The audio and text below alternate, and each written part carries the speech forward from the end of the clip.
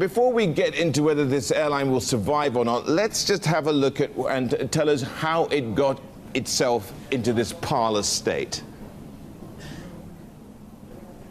You see, Jet Airways started 26 years ago when there were only two government airlines, Air India and Indian Airlines, in the market. So it was India's first big private sector airline there. But India is a unique market, a very highly price-sensitive market where affordability matters, but a very high-cost platform. So you really can't be sustaining an airline in this kind of a scenario. And ever since multiple airlines come in, with particularly the low-cost carriers, the fares have been low, and the full-service carriers like Jet Airways, Air India, and even Vistara for that matter, are not being able to command a premium vis-a-vis the kind of services, additional services they offer as compared to the low-cost airlines. Now, Jet Airways has been a combination of two products, basically. One, having started 25 years ago, and therefore had a smooth sailing with the only competition coming from government airlines, so it was relatively easy. So it did not have baptism by fire. Whereas the other airlines have been tweaking the product, keeping in view the market dynamics. But here has been Jet Airways, which has steadily continued, and I have very often stated that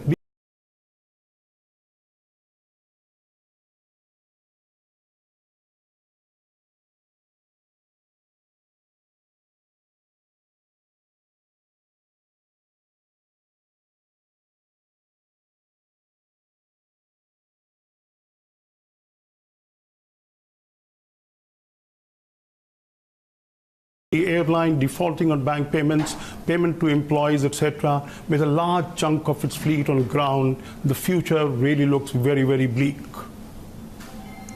Jitendra, you say, it is a victim of these market dynamics, but you've also said management has been incredibly unprofessional. We know that Naresh Goyal has now stepped down. Tell us, why you think this has led to such, I guess, inefficiencies coming through from management. There was a time when Naresh Goyal's Jet Airways board had a lot of well-known people, professionals. But in the last 10-15 years, he filled them up with film actors and film directors, etc., and also former civil aviation bureaucrats. So it was not really a professionally managed company or a professionally led board. So he was not hearing to what was reality. So running as a one-man show, nobody was there to tell him where things are going wrong.